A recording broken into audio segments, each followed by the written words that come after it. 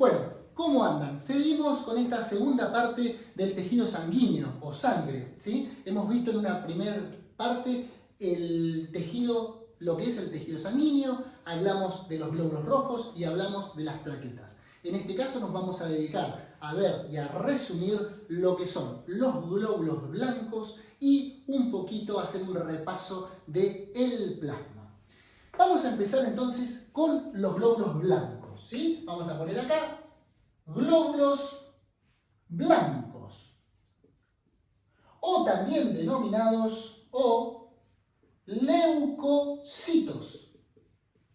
Citos era célula, cito es célula, y leuco del latín significa blanco, de ahí el nombre de glóbulos blancos. A diferencia de los eritrocitos, acá no hay ninguna duda de que nuestros glóbulos blancos son células, ¿sí? Acá no hay discusión posible si son o no son células. Por lo tanto, al tener todas las características de una célula, es que vamos a tener por un lado lo que es el citoplasma y por otro lado lo que es nuestro núcleo.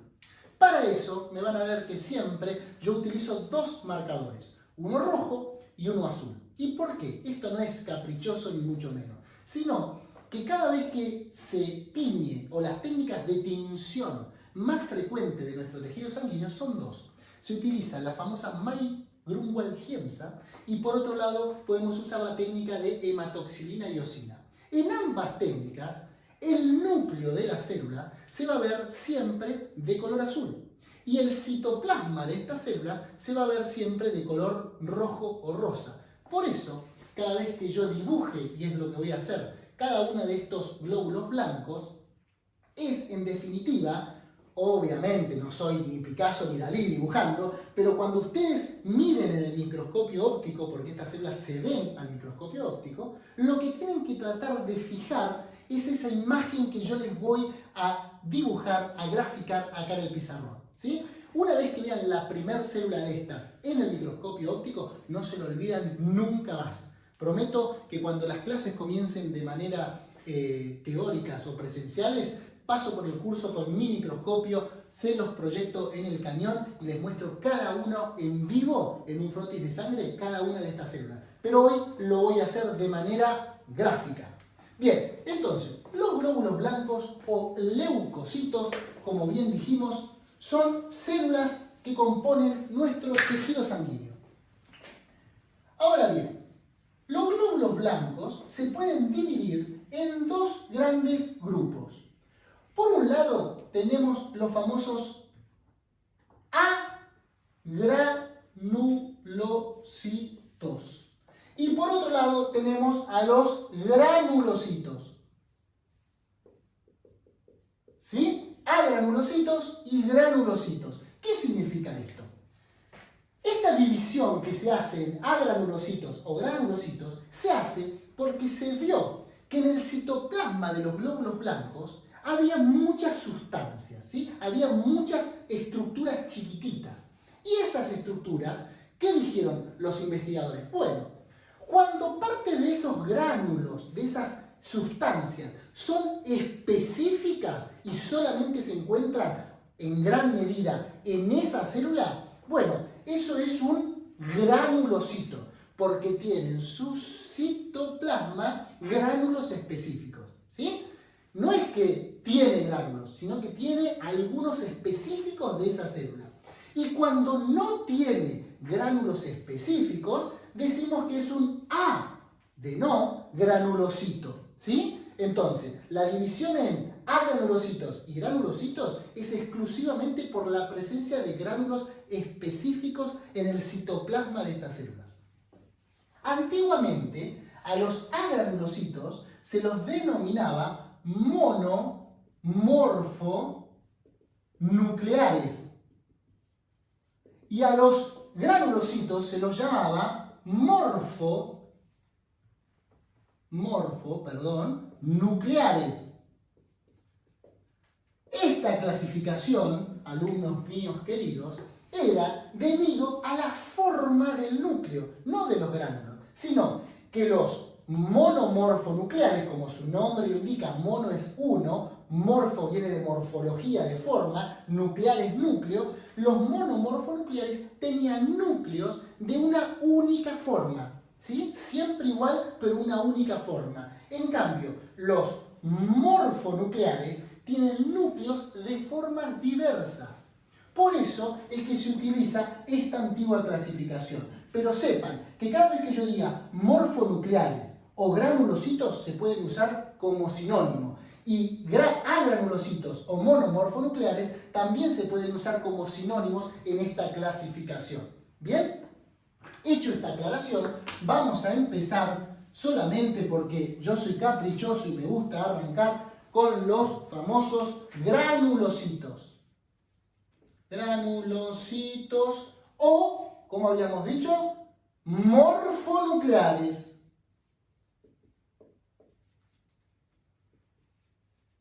¿Sí? O. Estos pueden ser tres tipos, o tres hay en existencia. ¿Qué son? Por un lado, los neutrófilos. Por otro lado, tenemos los eosinófilos. Y por último, tenemos a los basófilos. ¿De qué vienen estos nombres? Fíjense, neutrofilo es filia, es afinidad por algo.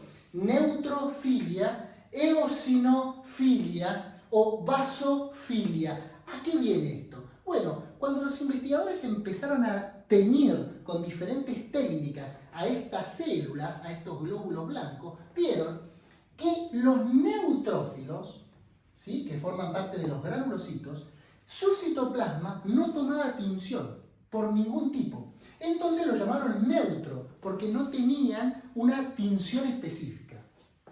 En cambio vieron que los eosinófilos eran ciertos glóbulos blancos que tenían afinidad, de ahí lo de filia, por los colorantes, o en este caso, por la eosinofilia, ¿sí? Un colorante que es la eosina, perdón que me trabé. Y en cambio los basófilos tenían afinidad por los colorantes básicos, ¿bien? En este caso la hematoxilina. Entonces, la eosinofilia o la basofilia depende de los gránulos específicos que tienen estas células en su citoplasma según de qué color se tiñen. Por eso, los neutrófilos no toman color, los eosinófilos tienen un citoplasma de color rosa y los basófilos tienen un citoplasma de color más bien azulado. No me quiero meter con esto de tinción, por más que es un tema que me apasiona y me encanta, porque es bastante largo, pero sí sepan que los granulocitos, según qué color tome su citoplasma, es que los vamos a dividir en neutrófilos, eosinófilos o basófilos. ¿Bien? Tres tipos de glóbulos blancos granulocitos. Vamos a empezar a explicar cada uno de ellos. Y vamos a empezar por el neutrófilo o por los neutrófilos. Antes de empezar a hablar de cada uno de ellos, les tiro un chimento. No es un chimento, sino es algo muy real. Los glóbulos blancos, a diferencia de los glóbulos rojos, tienen la característica, de aparte de ser células, que ser mucho, pero mucho menos en cantidad que los glóbulos rojos. Para que tengamos en cuenta, cuando hablábamos de glóbulos rojos decíamos que rondaban los 5 millones. Cuando hablábamos de plaquetas decíamos de 150, 200, 300.000. ¿Sí? En cambio, cuando hablamos de glóbulos blancos, solamente hablamos de 6.000 a 10.000. ¿Bien? 6.000 contra 5 millones. O sea, los glóbulos blancos en comparación son muy, pero muy poquitos con los glóbulos rojos. Por eso la sangre se ve roja y no blanca. ¿Está claro? Después vuelvo sobre ese tema. Entonces, glóbulos blancos, granulocitos, neutrófilos. ¿Qué tengo que saber del neutrófilo? Primero, la forma. Y para ver la forma de nuestros neutrófilos, yo voy a hacer un dibujo. Todos los glóbulos blancos son esféricos, son redondeados, a diferencia de los glóbulos rojos que eran un disco bicóncavo. Estos son redondos. Entonces, si yo lo miro al microscopio, voy a ver un citoplasma redondeado y voy a ver, como su nombre lo indica, muchas formas en su núcleo. El núcleo tiene como lóbulos, ¿sí?, que pueden ser de 3 a 6. Yo voy a dibujar 4 lóbulos. ¿Y el citoplasma cómo va a ser? Y va a ser rosa claro, porque no se teñía, porque no tomaba tinción. De ahí su nombre neutro. ¿Bien? Entonces, cuando yo mire un neutrófilo, voy a ver una estructura como esa, con un núcleo multilobulado, lóbulos, ¿sí?, de 3 a 6 lóbulos, con un citoplasma muy pálido.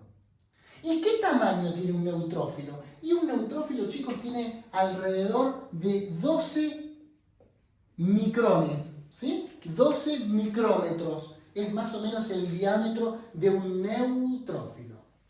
¿Y cuál es la función, Pablo? ¿Cuál es la función de los neutrófilos?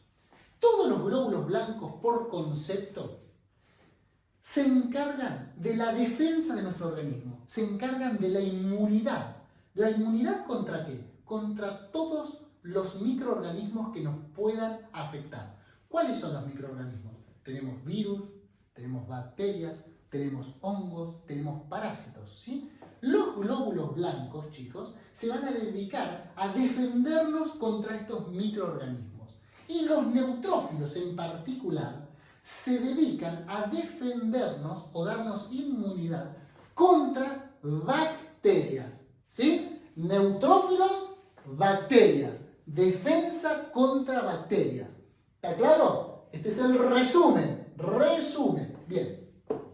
Entonces, vimos los neutrófilos, vimos la forma, vimos que pertenece a este grupo y que su función es la defensa contra las bacterias. El siguiente de nuestro glóbulo blanco es el eosinófilo. Eosinófilo, ¿sí?, que tiene afinidad por la eosina, que es un colorante rojo. Su citoplasma siempre va a ser rojo, ¿bien? Y el núcleo, a diferencia del resto, se dice que el eosinófilo tiene un núcleo que tiene 2 lóbulos unidos por una escotadura central. Se dice que es en anteojo, ¿bien? Y otra característica es que su citoplasma va a ser muy, pero muy rojo. De ahí su nombre, eosinófilo. ¿Bien? Entonces, cuando veamos un eosinófilo, tengo que buscar un núcleo más o menos con esta forma. Vuelvo a repetir que no soy Dalí, ¿sí? Y un citoplasma bien, pero bien teñido de color rojo. La forma ya la vimos. El tamaño también ronda entre 11 y 12 micrómetros. ¿Y cuál es la función de los eosinófilos? Bueno, los eosinófilos nos van a defender sobre todo contra parásitos, ¿sí? Eosinófilos, defensa contra parásitos. ¿Y algo más? Sí, también intervienen en procesos alérgicos, ¿bien? Entonces, eosinófilos, defensa contra parásitos y intervención en procesos alérgicos como el asma, por ejemplo. Sigamos avanzando con este resumen, vamos, que no decaiga, no se me aburra. Vamos con el siguiente de los morfonucleares, que es el basófilo. El basófilo es o posee, también es esférico, un núcleo en forma de Z, ¿sí? Como si fuese, también son todos multilobulados, ¿sí? Pero en forma de Z, y el citoplasma, como es basófilo, va a ser de color azul. Va a ser tan azul el citoplasma que hasta a veces no me deja ubicar al núcleo porque es prácticamente del mismo color. Basófilo, célula esférica de entre 10 y 11 micrones su tamaño, y su función es la de poseer o intervenir en procesos de alergia severa, ¿sí? Esto se denomina lo que es la autoinmunidad. ¿Por qué? Y hago un paréntesis. Los basófilos, habíamos dicho que tenían gránulos específicos en su interior, ¿sí? Estos gránulos que poseen los basófilos son muy específicos y muy conocidos por todo el mundo. ¿Por qué? Porque en el interior de los basófilos existen dos sustancias como son la heparina y la histamina, ¿sí? Estos gránulos, a ver si les va sonando, histamina y heparina, ¿qué producen? Bueno, la heparina produce que la sangre no se coagule, no forme esos trombos. ¿Y eso para qué? Vamos a suponer que yo quiero llevar mucha sangre a un lugar. ¿Qué voy a tratar de que sea? Que la sangre sea bien líquida, bien fluida. Entonces el basófilo, para que la sangre fluya rápido, va a liberar la heparina. Pero yo también quiero que llegue mucha sangre a ese lugar. No solo que llegue rápido, sino que llegue mucho. Bueno, lo que hace el basófilo es liberar histamina. La histamina lo que produce es llamar al resto de las células de la inflamación. Por eso es tan famoso los antihistamínicos, que lo que hacen es, cuando uno, por ejemplo, le picó un mosquito, ¿qué hacen? Se pone, voy a dar la marca, el famoso Caladril. El Caladril es un antihistamínico. ¿Y qué hace? Bajar la inflamación. Hace que las células de la inflamación no lleguen rápido a ese lugar. ¿Bien? ¿Y quién produce esto? ¿O que hace que las células lleguen rápido? El basófilo. ¿Bien? Entonces, ¿en qué participa el basófilo? En los procesos estos de inmunidad y de inflamación. ¿Estamos? Basófilos, recuerden, histamina, heparina. Es lo que me interesa que recuerden de esta celulita. Porque vamos a ver cuando veamos patología, que hay un montón de estas patologías, sobre todo autoinmune, donde el basófilo libera mucha histamina, mucha heparina y produce serias complicaciones para la vida de las personas. Por ejemplo, cuando uno se aplica una penicilina y es alérgico a la penicilina, es la descarga de muchos basófilos lo que produce la inflamación de cierta zona, como la glotis, y por ejemplo me muero asfixiado, ¿sí? Entonces, recuerden a mis famosos basófilos. ¿Por qué hago tanto hincapié en el basófilo? Porque van a ver cuando veamos a todos los glóbulos blancos que es prácticamente el que menos hay. Es el más chiquitito, el que menos hay y el que me trae muchos y serios problemas. Sigamos avanzando. Entonces, hemos visto hasta acá nuestros tres granulocitos: neutrófilos, eosinófilos y basófilos. Ahora vamos a ver los agranulocitos, ¿sí? Agranulocitos. ¿Sí? Dos. O morfonucleares. Estos, a diferencia de los anteriores, no tenían gránulos específicos en su interior. ¿Y cuántos son los agranulocitos? Dos. Solamente dos. Y estos son el famoso linfocito y el famoso monocito. ¿Sí? Entonces, los agranulocitos, porque no poseían gránulos específicos, son linfocitos y monocitos. Arranquemos con el linfocito. ¿Cómo voy a ver un linfocito al microscopio? Siempre es una célula esférica, pero tiene la característica de que el núcleo es muy pero muy grande y ocupa casi todo el citoplasma, ¿sí? Casi todo el citoplasma del linfocito es núcleo, ¿sí? Fíjense la relevancia que tiene el núcleo en el linfocito. El tamaño del linfocito es un poquito más chiquito que el resto de los glóbulos blancos. Ronda entre 9 y 10 micrones. Es un poquito más grande que el eritrocito. ¿Y cuál es la función de los linfocitos? A modo de resumen, los linfocitos nos defienden contra los virus. Neutrófilos, bacterias. Eosinófilos, parásitos. ¿Y contra los virus quién? Los linfocitos. Los linfocitos, entonces, como habíamos dicho, nos defienden contra los virus. Neutrófilos, bacterias, linfocitos, virus. Eosinófilos, parásitos. ¿Cuántos tipos de linfocitos existen? Existen varios tipos, ¿sí? Básicamente se los dividen en dos grupos. Tenemos los famosos linfocitos T y los linfocitos B. También hay unos que tienen un nombrecito muy lindo, como son los NK o Natural Killer, asesinos naturales. Pero todos los linfocitos, por concepto, se encargan de diferentes maneras, pero de defendernos contra los virus. Vamos a ir viendo, les prometo, cómo actúan los linfocitos B, quiénes liberan anticuerpos, los linfocitos T, que dentro de los linfocitos T hay CD4 y CD8, ¿sí? Pero eso es más adelante y esto es solamente un resumen. Entonces, linfocitos nos defienden contra los virus. Y la última de nuestras células o de nuestros glóbulos blancos son los monocitos. Los monocitos también tienen un núcleo de forma arriñonada, pero tienen un citoplasma muy grande, de alrededor de 18 micrones. Y el núcleo, que es de forma arriñonada, está en un extremo y es no tan grande como el citoplasma. Pero ven, este núcleo tiene prácticamente la misma forma que tenía la del linfocito. De allí su nombre de monomorfonucleares. ¿Bien? Monomorfonucleares. Que acá está mal. Bien, entonces, los linfocitos y los monocitos son los monomorfonucleares porque tienen una sola forma de núcleo. Y agranulocito porque en su interior tiene gránulos, pero no son específicos. ¿Y cuál es la función de los monocitos?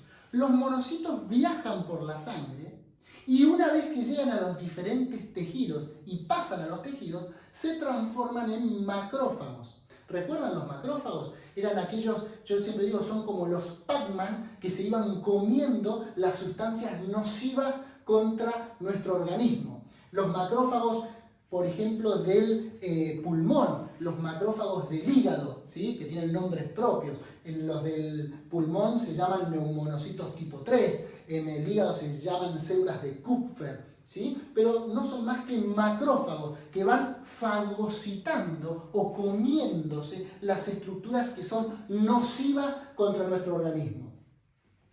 Yo siempre pongo un ejemplo que es el tema de los tatuajes. Cuando uno se hace un tatuaje, va y le dice al tatuador, ¿me pones debajo de la piel tinta china con una aguja? Bien, como verán, yo no tengo tatuajes, de hecho me dan un poquito de impresión.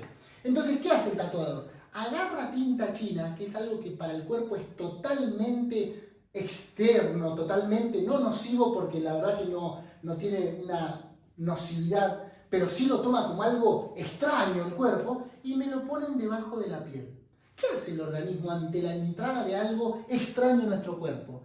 Envía todo nuestro batallón de defensa contra eso. ¿Y a quién manda? Manda a los monocitos, que se transforman en la piel en macrófagos y que se van a fagocitar, van a comerse a esa tinta china. ¿Y qué hacen? La envuelven, ¿sí?, dentro de una vacuola para que no siga dispersándose la tinta china por el resto de nuestro cuerpo. Y el macrófago se queda por muchos años ahí sosteniendo o conteniendo esa tinta china.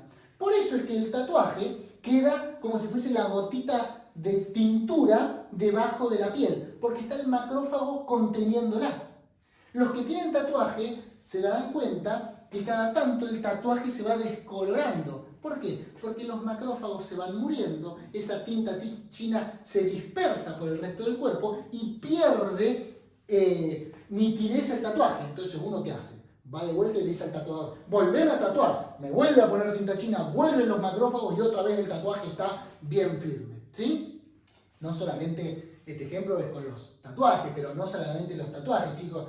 Los macrófagos de los pulmones, cada vez que uno fuma o que ingresan sustancias extrañas a nuestros pulmones, lo que hacen es fagocitar esa sustancia y quedarse en el pulmón para que esas sustancias no se desparramen por el resto del cuerpo, ¿sí? No solamente para cosas banales como un tatuaje es que existen los macrófagos, quiero que quede claro. Entonces, hicimos un breve resumen de nuestros 5 tipos de glóbulos blancos. Y como había dicho al principio de esta clase, los glóbulos blancos en total, tanto en el hombre como en la mujer, son o existen la cantidad de 6.000 a 10.000 como valor normal.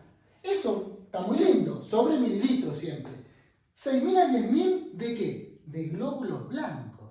Pero ¿cómo, Pablo? Acá hay 5 tipos de glóbulos blancos. Entonces, la pregunta que sigue a continuación es, bueno, de esos, vamos a suponer 10.000, ¿cuántos son neutrófilos? ¿Cuántos son linfocitos? ¿Cuántos son de cada uno? Para eso, yo siempre digo que hay una regla mnemotécnica que es la famosa Nelly-Mon-Eva. ¿Sí? Y esto me dice que en porcentaje normal, neutrófilos hay alrededor de un 60%. Linfocitos, 30%.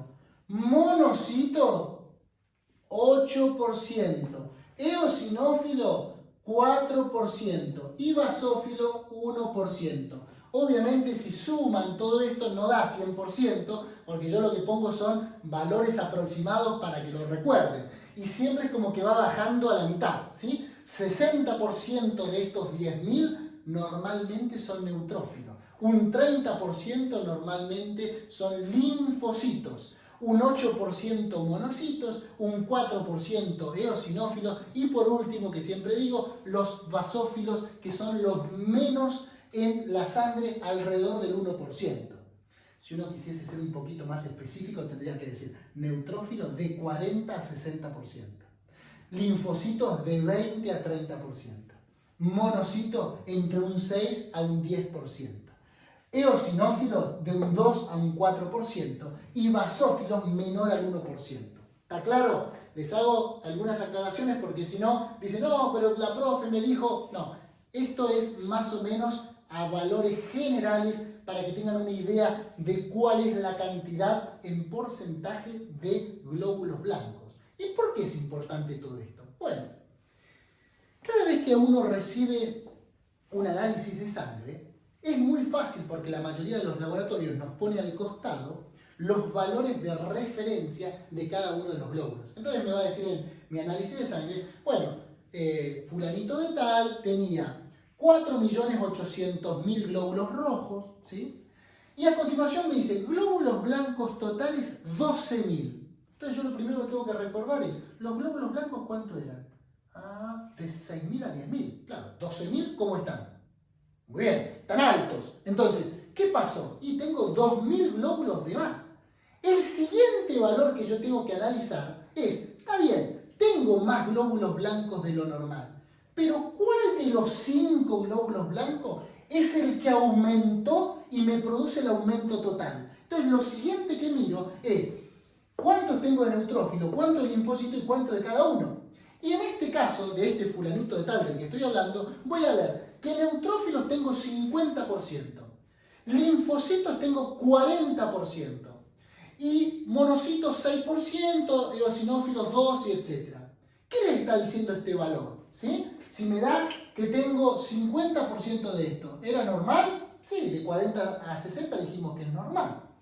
Pero me da que tengo 50% o 45%, vamos a poner, de linfocitos. ¿Ese valor es normal? No.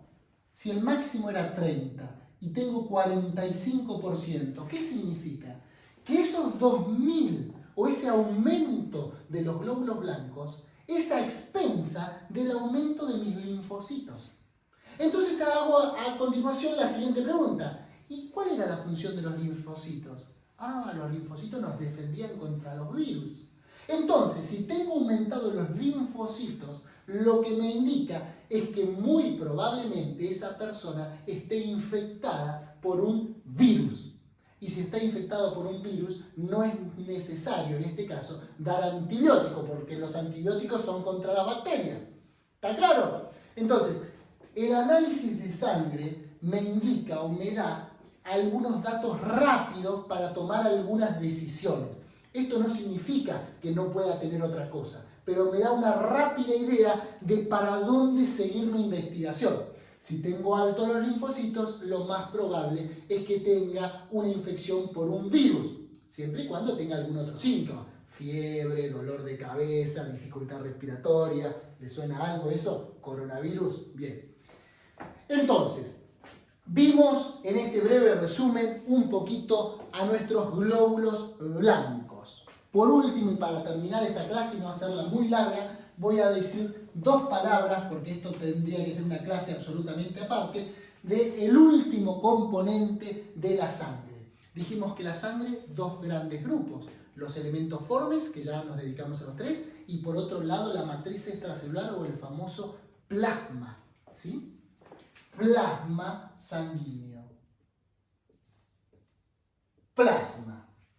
Ahora bien, ¿qué es el plasma? El plasma no es más que la matriz extracelular que recubre a nuestros glóbulos y plaquetas.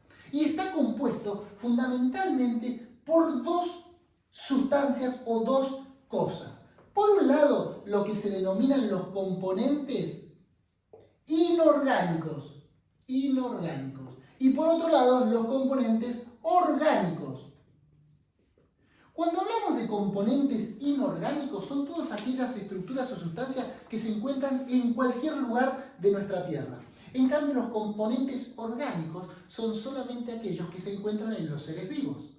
Por eso, dentro de los componentes orgánicos teníamos a nuestras tres sustancias orgánicas, como son los lípidos, las proteínas y los hidratos de carbono.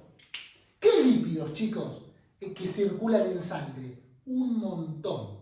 El colesterol, los triglicéridos, las hormonas lipídicas, las lipoproteínas, etcétera, etcétera, los kilomicrones, ¿sí? Hay un montón de lípidos que circulan en nuestra sangre. Prometo hacer solo una clase de todo esto. Proteínas. ¿Qué proteínas? Un montón. La más importante de todas las proteínas que circulan en la sangre es la albúmina, que es como si fuese el colectivo de la sangre. Es la transportadora por excelencia. Un montón de sustancias se unen a la albúmina para poder ser transportadas de un lugar a otro. ¿Hay otras? Sí, están las proteínas de la coagulación, está la transferrina que se encarga de llevar hierro de un lugar a otro. Hay hormonas proteicas. ¿Y qué hidratos de carbono circulan en sangre? El más conocido de todos, lejos, es la glucosa, con un valor que idealmente, actualmente se dice que tiene que ser por debajo de 90 miligramos por ciento. Antiguamente se decía que hasta 100, de 70 a 100 podía ser la glucemia normal, ¿sí? Pero ese es el valor de glucosa normal en sangre. ¿Y qué componentes inorgánicos puedo tener en la sangre?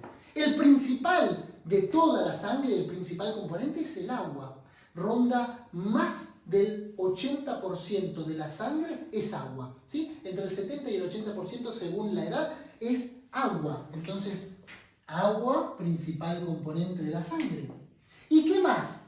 Aparte de ese 70% de agua de componentes inorgánicos. Bueno, los iones, el cloro, el sodio, el magnesio, el manganeso, el potasio, todos estos iones circulan en la sangre junto con el agua. ¿Bien? Entonces, el plasma está compuesto por un componente inorgánico muy importante como es el agua. Justamente la sangre es un medio fluido a diferencia de otros tejidos.